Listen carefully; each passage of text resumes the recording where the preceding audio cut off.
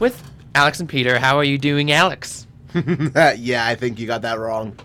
What? You're not Alex. What are you doing here? Who are you? Where is he? Oh, come on, Pete. Get off it. yes.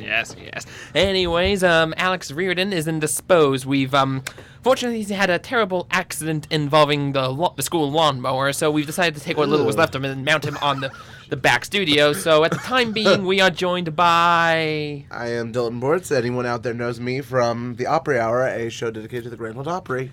Indeed. So anyways, for the time being, he will have to be my sub. So, we've got a couple interesting items for you before we get into the theme of today's show. First of all, we have some great news from Miami. They were lucky enough to host the Race of Champions, a light-hearted sporting event where the best of the best drivers from around the world and all disciplines will come together to compete, and the winner in a Polaris three-wheeler, I have no idea what it's called, is none other than Sebastian Vettel. So give it up for Seb Vettel, the greatest driver in the world, despite what Mercedes may say.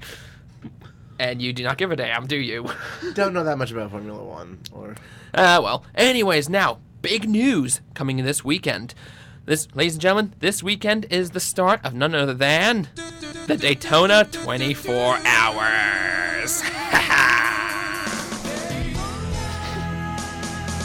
Yes, ladies and gentlemen, the motorsport season kicks off with one of the best races in the world, the 24 Hours at Daytona. It's not that NASCAR 500 Daytona nonsense. No, this is proper sports car endurance racing. So therefore, in approximately 7 hours or so, practice 1 will begin, and then you will have the 4 rounds of practice, followed by the warm-up, qualifying, and of course, the race itself. So we begin with telling you all to keep your eyes out for the Corvette number 3, driven by the Spaniard Antonio Garcia and the Norwegian Jon Magnussen. The Corvette number 4, driven by the British man Oliver Gavin and the American Tommy Milner. So therefore, they're driving for America. Good on them. And of course, the 2 Ferraris. The Ferrari 488 number 62 Risi Competizione, driven by Giancarlo Fischella and Tony Valander. The Scuderia Corsa number 63, so this is Ferrari's own entry, driven by the Norwegian lady Christina Nielsen, Get 'em Girl, and the Italian Alessandro Balzan. And then, of course, the people who I am supporting in this venture, who will be going to Le Mans this year, and I hope they will do more fantastic performances, is the number 66 Ford from Ford Chip Ganassi Racing, driven by the American Joey Hand and the German Dirk Mueller. And, of course, the number 67 Ford Chip Ganassi Racing, driven by the Australian Ryan Briscoe and the Englishman Richard Westbrook. So as I said, ladies and gentlemen, in 6 hours and 21 minutes, the 24 Hours of Daytona will kick off, and then we will see which of these people will have the best chance of winning Le Mans. And so, let me remind you all, this race is absolutely perilous. Now, because this place has an inner track circuit, first of all, it's the, let me start over. You see, yes, this is Daytona Speedway, where they host the Daytona 500 NASCAR, but they actually cut away and go into the inner circuit, and that thing is absolutely perilous. In fact, this race is so perilous, it turns out that the brand new prototype car from Nissan has crashed during a photo op. A photo op? Yes, what happened was I believe what was going on is that they had the car, and then they had a second car which had the camera crew on it, and there was contact.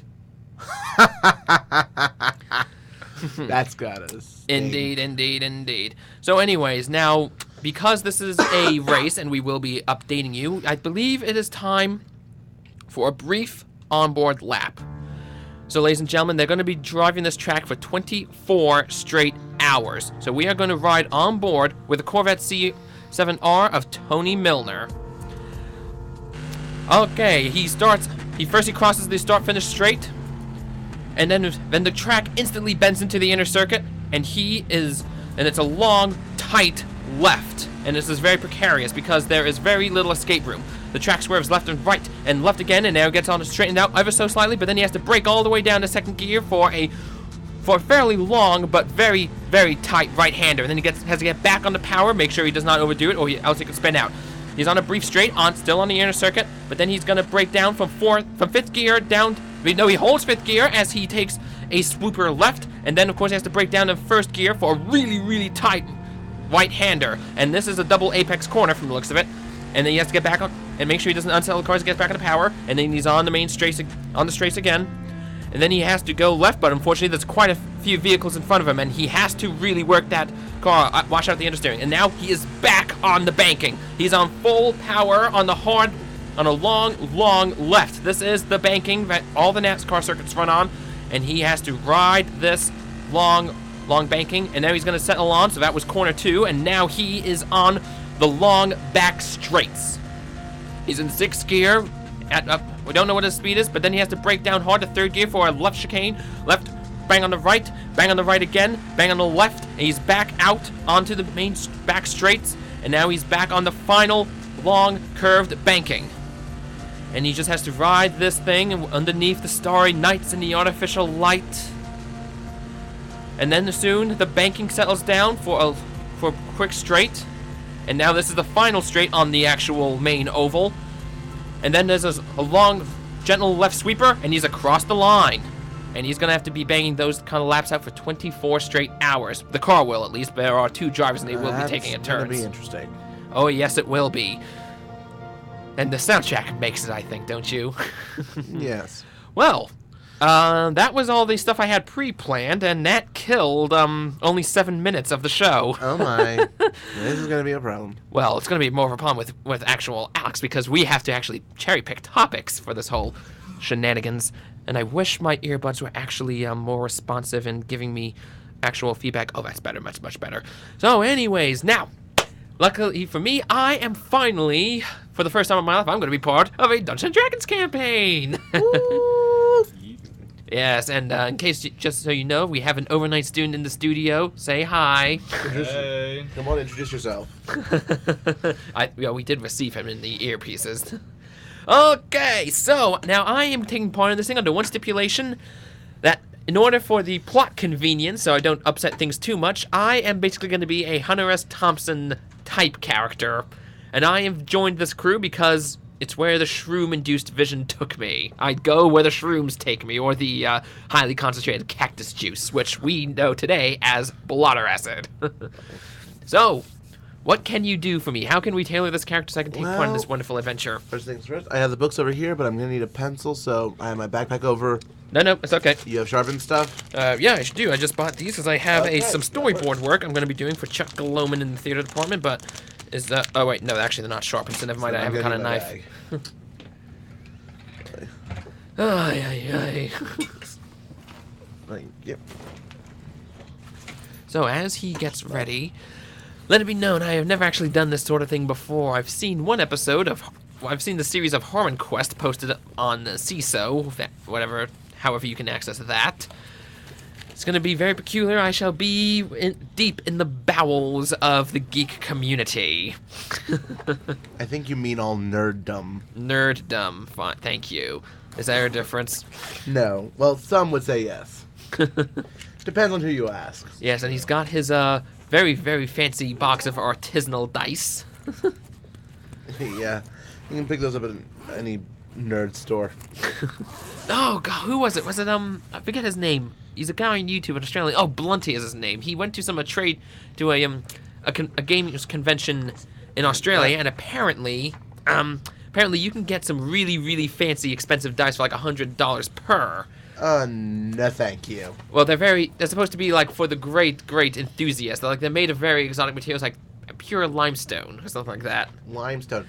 Oh, yay, where's my vinegar? Okay, so my character's name... That's how you clean them. This is true. My character's name is Reginald Deacon.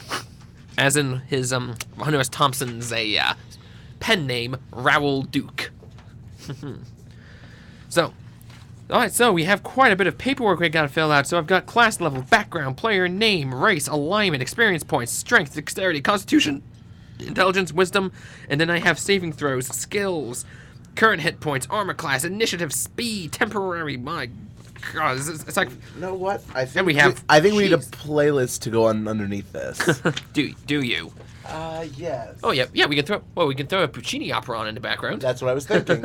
Yeah, a little so bit of a classy mindset to add to the skill. oh yeah, I believe we should have Turando on there. I believe. Type in Puccini. Maybe he came up because Adam had to do it. Oh, there we go. Puccini, I have Turando. Unfortunately, we're gonna have to click and drag each one of those things one at a time. We have Turando. Actually, you know what? We'll play it off my We have laptop. I will Tosca. find something because it's already in order. Yeah. Okay. Do-do-do-do-do. Which this will be an interesting one for me because I haven't listened to opera in a while. Yeah. Oh, actually, I do recall there was a very good, decent quality posting of the Don Giovanni somewhere. Don Giovanni. That was one of the ones my voice teacher actually recommended to me for learning sections out of. Are you going to do the Champagne aria? I don't think it's in my range. Damn. Shame, because that is indeed my absolute favorite 'Cause I don't- of all operas. I don't know the voice.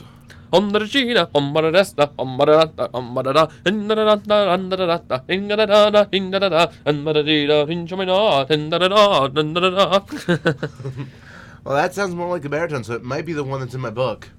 Well, strictly speaking, it is a dark opera, so it is going to be in the darker notes. I believe it's in the tonal key of G, I think. It depends what voice part, because the book I have is separated for just baritone arias. Okay, that might be it. So that might be your other. Yeah, role. baritone, SABT. Yeah. Well, in which case, the he B should be is in there. bass Oh, in bass. SATB, but baritone is between tenor and bass. It's a bit higher, a bit throatier, more melodious, carrying. Like your bass is the thing with operatic basses. You expect them to go all the way down, Yes, indeed. and not all. Myself particularly, I don't have a lot of my lower range.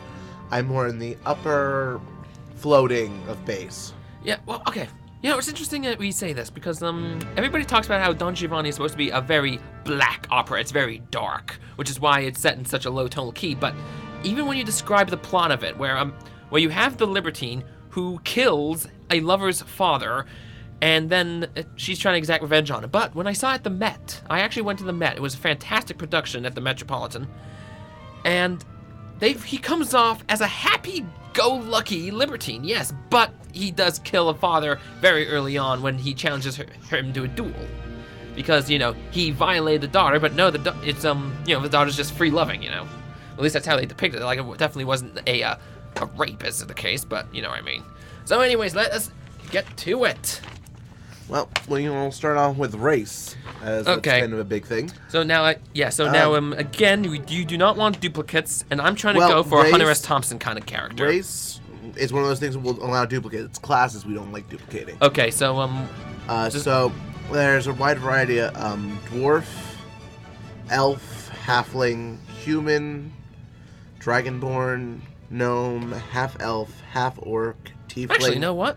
Tiefling, which is weird. Actually, I'm trying to think here. You're free to ask questions. Oh, will any of these actually have any kind of quantifiable benefit at all? Dwarfs can't get drunk. They can't.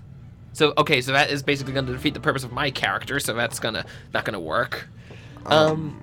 So I'm trying to think. I'm You're thinking looking- human or gnome maybe. Oh, Because I'm having this. Because I did have some fantasy you story in my said idea. pretentious? Not pretentious. He's Hunter S. Thompson. Okay. Like, he is Hunter S. Thompson. Like, he is the man who wrote Fear and Loathing in Las Vegas and The Rum Diary. Like, this is the man whose journalistic ethic was abhorrent. And he basically wrote a lot about his personal experiences. He put himself in the story. And apparently there were times when he would say, I've just recited a fantastic piece of work. Here it is to the here it is. And then it turns out it should just be him giggling and making noises. And then he says, Well, I know wait, your this is class. not right. This is not right. Okay, what's I your think class? I found a bard. Oh god, I don't want to be a bard. Storyteller would work for your Well, no, he's not really a storyteller. He's a story. He's a story liver. Like, he lives in it, but he like what exactly would that do? Because I mean, don't you have? Because I'm trying to don't want to do a fall into the bear trap of having like a cop out thing, and I don't know. I'm not sure what I'm asking. Okay, so like so if I go, Let's go back with race and we'll Okay, move yeah. on from there. All right, so I'm thinking either human because it's what I know, or maybe a gnome because I was thinking of a fantasy story a while ago, but in actuality, they're really trolls according to the Norwegian Tourism Board. They're short, but they live on a Polynesian island, and the sun does not turn them to stone. They lay in this. I'm getting sidetracked here, but point is, so like, what would a gnome do for me? Pick a class first, because certain races are better. Oh, true. Okay. All right. So we have to go for I class gotta look first. at I gotta remember what's open in classes. We already have a cleric, Alright. so that's out of the Oh, way. that would have been fantastic for me, actually. Healer. Oh, well, all right. Oh, wait, healing, never mind. That's cleric says healer. Okay. So we have open barbarian, No, bard. maybe. I don't think fighter's open. Monk's open. All right, what does a monk do? Monk. Fighter. Yeah, it's a fighting class, but it's more of the whole you fight, but you go with like monastic living to learn the fighting trait style. So it's a warrior monk, really. Yeah. Well, I bet shrooms would do some majestic stuff there. We have paladin open, but I already talked to you about that one. That doesn't really fit you. Yeah. Rogue is taken. Sorcerer. I think we have a sorcerer. We do not have a warlock, and we have our wizard covered. So it's a very small amount of. Okay, so one of the so it's monk and bard. So what? Barbarian, bard, monk. Oh, so bard or monk. I think those are the two options at the moment. Okay, so bard. You want your guys strung out on those shrooms or something. But yeah, bard. You might be better off doing for that. Well, I don't know. I mean, the monk has to learn, and it turns out that his journey of discovery, in his attempts to find his spiritual center, took him a bit off the beaten path, as it were. Alright. It's a viable backstory. Yeah, because Hunter S. Thompson, I believe, was like a decent journalist at first, and he was in the Air Force, but then something went wrong, and he started writing about his going to Las Vegas and seeing bats flying all over the place. Okay, so let's look at this.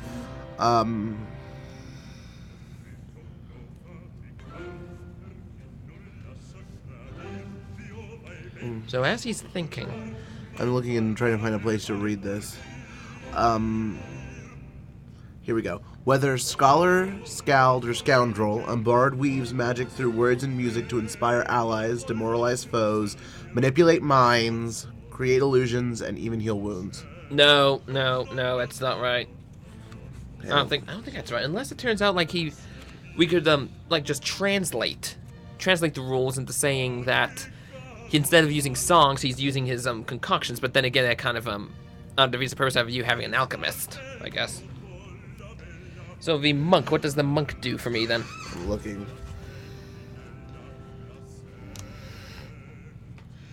Alphabetical order can sometimes be a pain. Monk. Whatever their discipline, monks are united in their ability to magically harness the energy that flows in their bodies, whether channeled as a striking display of combat prowess or a subtler focus of defensive ability and speed. This energy infuses all that the monk does. Okay, we'll go with monk then. So class, I'm a monk, and what level am I supposed to be at this point? We're gonna do that last. Okay. I had to do a little bit of calculating on the group's last week adventures because that'll determine where you stand as well when you. Okay, so you're meet just gonna them. load lots of experience on me then. Yeah. Sorry. Because Alright. I think everyone else is around like level 4 by now, and that's kind of gonna make you a weakling compared to them. Like, here you are with this wimpy little sword. Here's this guy with an electric sword. Okay, so in which case, alright, so race. We have to go back to race now. So I'm a monk, but race-wise, Humans, I think they have a bonus if you have a human monk. he says there's a bonus for having a human monk. I'm looking. Doo-doo. And here is the bit where Don Giovanni is emerging from the fair lady's window, and she's begging him to stay a little bit longer because he's such a wonderful man, but of course she has no idea who he is because he's wearing a mask. Oh, Lord. Those are the days, am I right? I don't see anything in here for bonus in monk Alright. as human. Alright, so for You couldn't. yeah. Any of the classes or races would work. It's up to you. Yeah, well, Hunter S. Thompson was a big dude by my saying, so I'm gonna say, no, you know what? If I'm gonna be freaking out because of hallucinations, I think a gnome would probably be more interesting there. Oh. So I am a gnome. I'm a monk. I'm a monk and a gnome, I guess. Okay, let's go back to classes. Because, I mean, let's be clear. I mean, even though Hunter S. Thompson was a fairly tall guy, I think he was fairly hunched. He had a very narrow, low posture, usually. So I guess that would probably make sense. Half elf. Okay, I need the thing. Seriously, half elf is the thing? Yes, and half orc. Because there's the fact that you have a parent, one of them which is an elf, one of which is a human. That orcs and humans are biologically compatible? I know, it's crazy. I don't want to imagine what goes on there. So let's just, alright, I'm gonna go for gnome, I guess. Alright, so read us the descriptor for gnome. If you have it there. Okay. Okay. He's thinking. He is searching. A gnome's personality is writ large in his or her appearance. A male gnome's beard, in contrast to his wild hair, is kept carefully trimmed but often styled into curious forks or neat points. A gnome's clothing, though usually made in modest earth tones, is elaborately decorated with embroidery, embossing, or gleaming jewels. A Hawaiian shirt.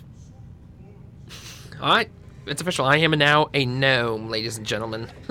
So, I'm a monk, I'm a gnome, and my name is Reginald Deacon. No. Gnome traits. Alright, so does that mean we're going to be filling out the strength, dexterity, constitution, that kind of wonderful stuff? We're gonna get there. I'm gonna...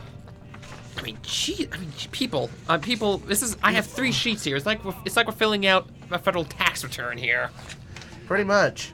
Oh boy. What I'm gonna do is... And we're gonna go into the oh my god, and he has to work out of 2 books here.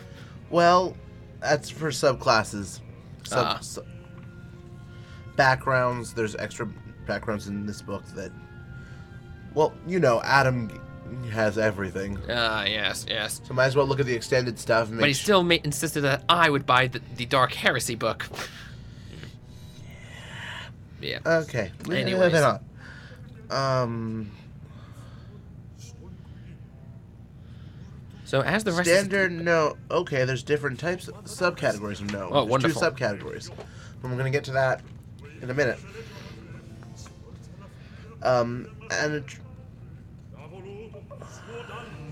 Okay, we're gonna actually have you roll for this first. Okay. Oh boy.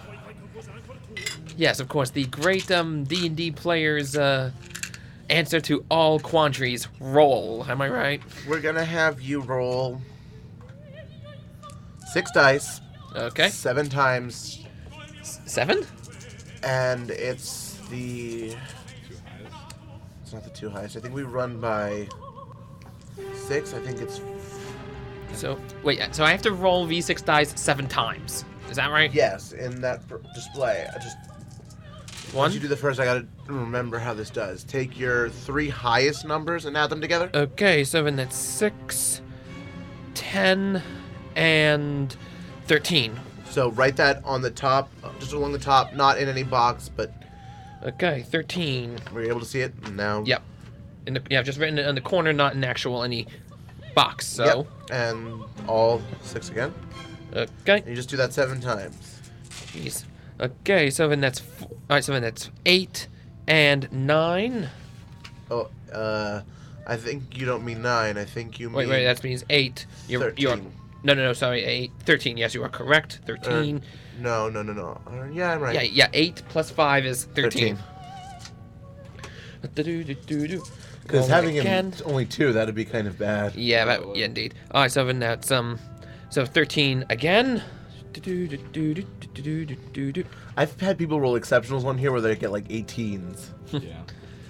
Somebody should get a calculator ready, I think. Okay, 6, 12, and 17. 17.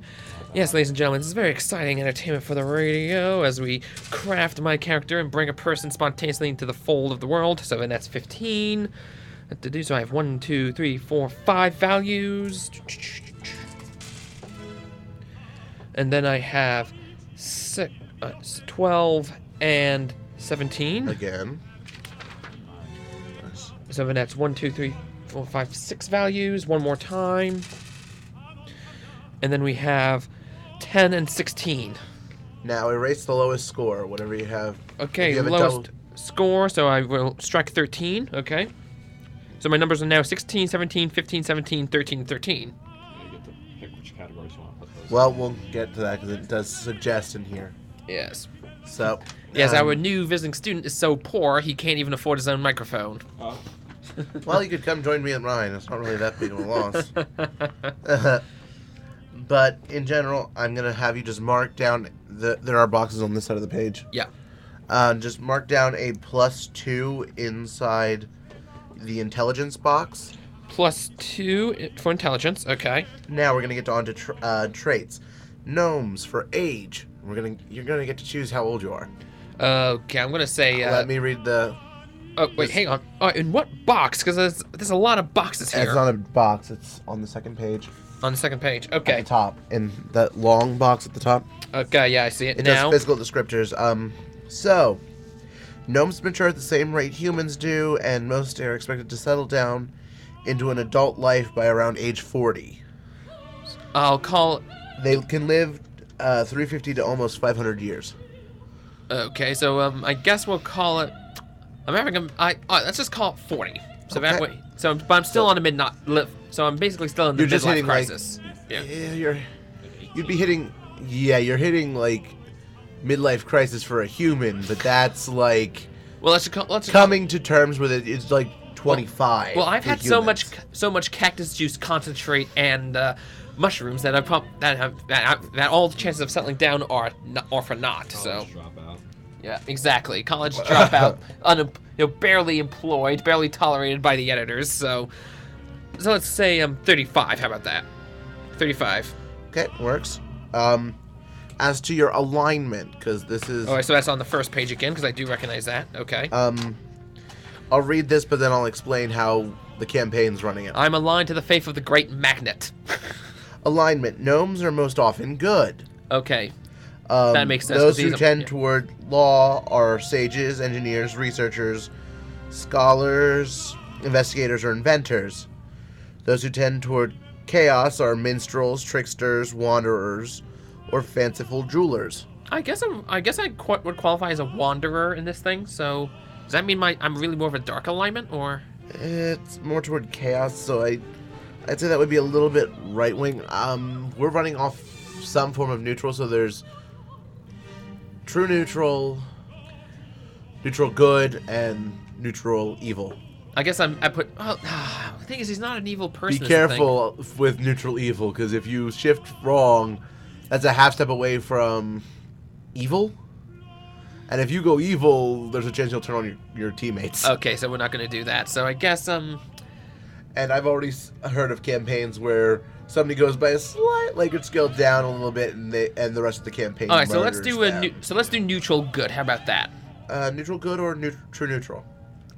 I guess Because true neutral is neither good nor bad. Just Yeah, I'm sorry. It's neutral. like the Gray Jedi. Neutral. Okay, alignment is neutral then.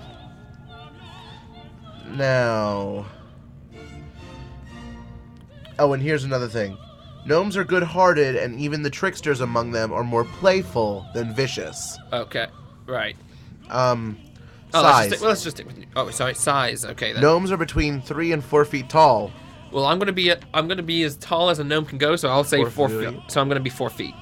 Average weight around 40 pounds. Okay, yeah. I'm gonna say. Let's say 38 then. Gonna be just under the limit, I think. Your size, if you have a thing for size somewhere. We just did height and weight, so. Just. It's more for like armor. Your size is small. Where? It's nowhere. Just make a note of it above your height. Okay, so I'm small. Okay.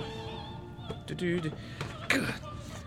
I'm gonna get audited for this crap in here. I know it. Speed. Speed is under where? Should be on the first page. Okay, dexterity, strength, It should charisma, be- acrobatics, handling. Oh, ladies and gentlemen, we're trying. Oh, there it is. Okay, Is 25 feet 25 feet per what? turn. Okay, That'll come in handy when it comes to a battle. okay, feet per turn. All right. So, Dark vision. So this would be in traits and abilities. traits and abilities. Okay, Or features and traits. features and traits. So I have dark vision. Yes, and that means you're accustomed to life underground. You have superior vision in the dark and dim conditions. You can see in the dark. Yes, including And, including the growing that's- lizard that is on me right now. That's a dim light about 60 feet ahead of you. You can see in dim light within 60 feet. Okay. As if it were a bright room. So, dark vision, and put a dash on there and write 60 feet. So Okay. you know that's how far you can see. Okay, Roger, 60 feet. Okay, so we have that. You can't discern color in darkness, only shades of gray. Okay, fair enough. All right, so shades Like of your gray. neutrality. I cannot imagine what will happen if we're in the dark room and the shrooms kick in. God. Gnome cunning. We better wait. Somebody get me some golf shoes, or we'll never make it out of here alive. Put put marks next to the boxes for intelligence, wisdom, and Okay. charisma. All right, so I have intelligence, wisdom, and charisma. Those are your saving throws Okay. against magic. Okay. Languages. Languages. Where does that go? Languages is right here. Oh, there we You're go. gonna want to Other cut that box in proficiencies. half. Just make the top part smaller, Okay. because the top part is your languages, and it's not likely you're going to get a lot of languages in Gnome. All right. Maybe. Who knows? But languages. You can speak, read, and write Common Okay. Common. and Gnomish. No mesh. Okay. Basically, it uses Dwarvish script, renowned for its technical treatises and its catalogs of knowledge about the natural world. Okay. This might be good for you. Oh. The Okay. Gnome, natural world, knowledge of natural world. Ah, yes, indeed. I'll know how to make cactus juice concentrate and maybe even grow some reefers. Well, that's what one character did in one of my old campaigns. Oh yeah. He was working with, oh gosh, I think it was a goblin, A goblin. and Yep. he was in cahoots with him, and they were growing weed and selling it. Interesting. Yeah, awkward. Now, subrace. 2 subraces have known. Oh God, where does this go now? It's just, it determines more of your ability scores and Okay. features. Forest gnome and rock gnome. Oh, I think I'm. Well, I'll read this. As a forest gnome, you have a natural knack for illusion and inherent quickness and stealth. In the world of D&D, forest gnomes are rare and secretive. They gather in hidden communities in sylvan forests, using illusions and trickery to conceal themselves from and threats. deserts. Rock gnomes. As a rock gnome, you have a natural inventiveness and hardiness beyond that of common gnomes. That sounds like me, actually. So, So you're going to choose rock gnome. You're so I'm a put rock a now. +1 in your constitution box. Constitution +1. Okay, just to be clear, these are the correct boxes. For now, yes. Okay. They will be erased eventually, which I have a eraser in my bag. Good. You have a sharpener as well in there. No, I don't. Unbelievable. You disappoint me. I knew I forgot something when I left the dorm. Forgot to sharpen the pencils. Well, in your features and traits, Features and traits. Okay. Artificer's lore. Artificer's lore. Okay. Whenever you make Artificer. All right. yes, artificer. So I'm Whenever you make an intelligence/history check related to magic items, alchemical objects, or technological devices, you can add twice your proficiency bonus. Okay, twice proficiency bonus. All right. I think So it's just 2x 2x pro. proficiency. Gotcha. Prof. Okay. instead of any proficiency bonus you normally apply. So that could get interesting for you because it says alchemical Oh, wonderful. and history. So that might just help you out. Yeah, well, no, the histories would make sense because something that you notice with Hunter S. Thompson is that there is a time he does go into the nostalgic. Like there's a beautiful piece in Fear and Loathing in Las Vegas, so that's perfect actually. Okay, and the next one underneath that, Okay. Tinker. Tinker, okay. Now you also have the proficiency box over on the other side. proficiency box on other side. With the languages. Languages and... Oh, okay. Yeah. Is that languages and proficiencies? Yes. Other proficiencies in languages. So wait. So was I supposed to put Tinkerer in there? No. Okay. You have to put some stuff in there. Artisan's tools. Okay. Artisan's tools. Okay. Using those tools, you can spend 1 hour worth of materials and time to construct a tiny clockwork device. Okay.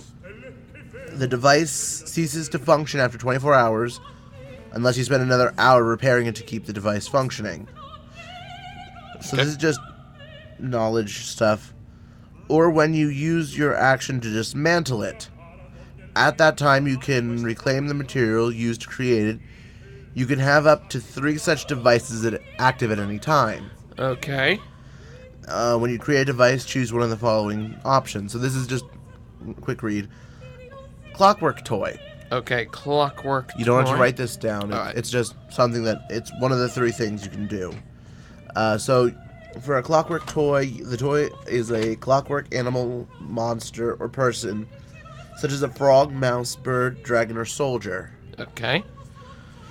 When placed on the ground, the toy moves 5 feet across the ground on each of your turns in a random direction. It makes noises as appropriate to the creature it represents. Oh, that is going to freak the man out. Especially if you sign on those shrooms. Exactly. That's what I'm worried about now. Next one, a fire starter. Okay. So that still goes in proficiencies? No, this is just another one of those things you can make. Okay. Well, we don't need to go into detail. Let's just fill the form out, I think, is the Yeah, important fire thing. starter and music box. Okay. Are what you can. That's all that page is. So I'm moving on to Yeah. monk. Okay, monk. Some time to fill in some stuff. I know you're going to be at least 4th level, so you can in the proficiency bonus. Okay, proficiency. Plus bonus. Plus. Where is that? It should be on the second column. Second column. Wait, hang on. Yeah, you're gonna have to point this out here. Proficiency bonus. Proficiency. Ah, there she is. Proficiency bonus. So what was that again? +2. Okay, +2. What? Okay. We're gonna go through other stuff. So let's go on the quick build for a monk. Okay. We're gonna use those numbers you rolled up before. now. Okay then. Just remember, whatever you add in the boxes that we already have those pluses in, Okay. you just add that to whatever goes in. Okay. First, make dexterity your highest ability score. Okay, dexterity is the highest ability, so therefore that is 17. Score followed by wisdom. So 17, and then we have another 17 for wisdom. Okay. All right. Okay, then the rest you have freedom to choose what you fill in. Okay, so therefore I will do okay, alright, so I'm gonna I'm gonna put 15 in for my constitution, so that's gonna come up to 16 now. I'm gonna put 16 into intelligence, so that's gonna become 18. And then for the last two, 13 and 13. Okay. Okay, this is gonna be fun. So I have 13 strength, 17 dexterity, 16 constitution, 18 intelligence, 17 wisdom, and 13 charisma. Nice. Now, it's just the background. We'll work on the background last, because now there's a lot of stuff I just have to give you, as you are going to start out as a higher level Okay. than we expected. Hit points. We're going to have to roll that up after we find out what level you actually Okay. are. Hit points at higher levels. So it says hit dice. Okay. Wait, hit dice. Where is that? be- I just saw it. Oh, here she is. Found it. It's 1d8 Okay, so therefore I put 1d8. Okay. plus Constitution modifier. Plus con. Okay. Okay, that's all you need to do for that. You don't need to roll those dice. Actually, I don't think you're going to need Okay. those ones again. All right then. I'll put those away. Proficiencies. Number of proficiencies. Okay. You don't have any proficiencies with armor. All right, so I have. Wait. Where did I go to? All right, so just say. So I go to other proficiencies and say Yes. no armor. You don't put anything in for armor. Okay. Weapons. You have proficiency with simple weapons Simple. Okay. and short swords. Simple weapons. Short swords. Okay. Tools. Tools. Well, I already have artisan tools written, so. You choose. Well, you have one of the proficiencies that it already gives you for tools. Artisan's tools. Okay, so therefore that basically cancels that out then. So you have one choice of artisan's tools. There's a variety of artisan's tools. A variety of artisan. Okay. So, and you also have the proficiency with musical instruments. Okay, and music. Okay. Your general saving throws. General saving throws. Where do those go? Saving throws are these places up here. Okay, here we go. Yep. In strength and dexterity. Okay, so I just tick those. Strength, Yep. dexterity. So basically, I have everything but Constitution. And wow, that would be the thing you roll to keep from getting drunk or high. So it makes sense you don't have that modifier. All right, lovely. I just love it when it comes together, don't you? Actually, I think you're going to be the most diverse character we have. Really? Oh. Because I've never had someone that has had that many saving throws available. Wow. Okay, so all right. So next up is Now, just make a mark on the right-hand side. Do not mark off this Okay. in the lower column. right. See these boxes? Yeah. Make a mark next to, because you get 2 choices of skills, but the rest of your skills some of the skills might be taken once you get to your, So just put down a Background. 2 then. just put a mark, like a small line, just to let them know. You get a choice of 2 from the following list, but Okay, so I'm just gonna write a 2 in the box. So anywhere. so mark next to acrobatics. All right, a mark next to athletics. You mean? No, acrobatics. Oh, yes, I see it. Don't actually check those boxes off. Oh, You're just gonna want to make a mark on the right-hand side of it. okay. Yep. I've got it. That it's an option for you to choose from. Okay. Athletics, All right, acrobatics, athletics, history, history, insight, insight, religion, religion, and I shall worship the great stealth. Stealth. Stealth. stealth. Okay. Okay. All right. We'll come back to your equipment because you might actually get some stuff in Okay. your background. It suggests a background for you, but I'm going to let you look through all of them. Okay. So Just read the names for me, please, and then I will see what sounds interesting. Oh, I had to do it. let me come over here just in case because there's a couple extra backgrounds. Okay, well, you know what? I think we'll pick the background, then we'll go off the air because we are pushing the 45 mark. So, Okay. well, actually, yeah. Well, we'll do that. We'll pick the background, then we will continue this off the air, Okay, 145. and we will leave everyone with Don Giovanni. 'Cause everybody seems to be enjoying that, I think. Quite nice. Yeah. So as he is searching, there's a strange show on HBO right now called The Young Pope, where Jude Law is the new pope, and apparently he's a power hungry megalomaniac, and nobody's quite sure how he was elected. Well, it's definitely going to be setting the collective tone for the next several years, isn't it? So here we go. Here are our options for backgrounds. Okay. Acolyte, Okay.